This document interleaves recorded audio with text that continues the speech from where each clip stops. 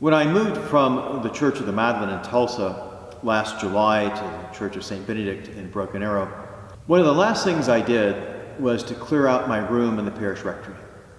When I was finished packing away all the books, removing all the photos of family and friends, all the pictures and sacred images from the walls, what was left was mostly a bare and empty space. The bookshelves and the walls were empty.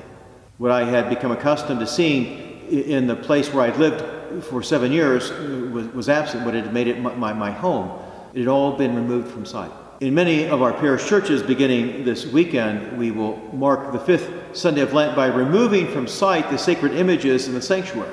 With the exception of the Stations of the Cross and the stained glass windows, we will cover over with cloth, usually purple in color, the crucifixes and the images of the saints, or some of them may actually be removed from the sanctuaries altogether.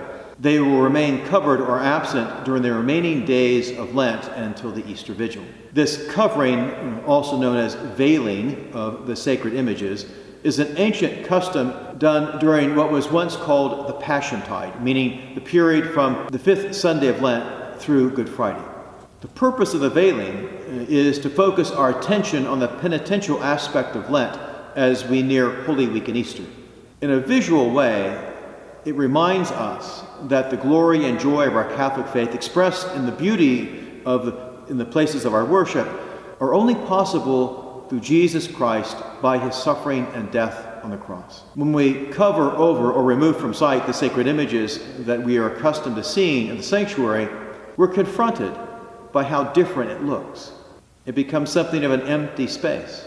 It's not unlike looking at that bare, empty room or house once we've moved out. This absence of visual beauty in our places of prayer and worship is a stark visual reminder of all that Christ has won for us. Sometimes we don't fully appreciate the treasure and beauty of our faith until they are removed from our sight.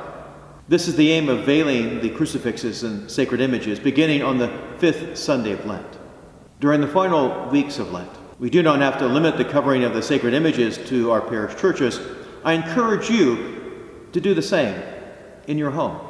Veil with purple cloth or remove altogether the sacred images in your rooms. Encourage your children and grandchildren to help you in this project.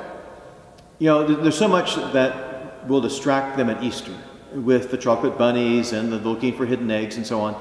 The Lenten veiling is a good way to help them to understand and prepare for the real meaning of Easter.